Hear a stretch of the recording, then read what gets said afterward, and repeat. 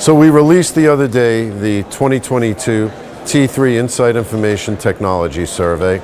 And you know, there's pages and pages of data, and a lot of it is interesting. But if I wanted to highlight one or two things that really stood out to me this year, I would say one is every year incrementally, the number of advisors who are using a cybersecurity firm moves up incrementally, but still roughly 80% of advisory firms have never ever engaged with a third-party cyber firm. And to me, that is scary. So we'd really like to see that number move up a bit next year. You know, there's a lot of people talking here about data and moving data and owning your own data.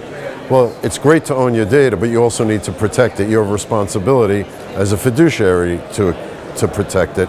So I hope we make some strides there. The other thing is market penetration on estate planning tools have been historically very, very low. In fact, right now, I think they're only about 10 or 12%.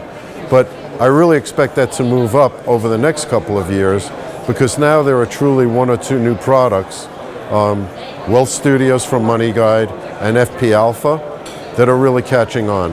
And I think that's really important because many advisors need to do a little more in-depth estate planning for their clients than they have been doing. But honestly, I think part of the reason they haven't is because it hasn't been easy and they haven't had the right tools to do so. Yeah, I think top of mind is a few things. A lot of advisory firms had a rude awakening in March of 2020. Many of them were not prepared to go virtual. They weren't prepared to have their employees working from home.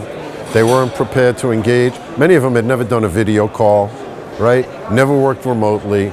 And so I think they realized there was a gap, and yes, they did what they could, and they've done a lot, but I think they realized that there's a lot more to be done. And so people are here looking for new solutions. They're really looking about how to give a better client experience, how to leverage technology to be more efficient and to be better. And they're looking for new ideas. And there are quite a few products that were not here 2 years ago, so there's plenty of new ideas to be had.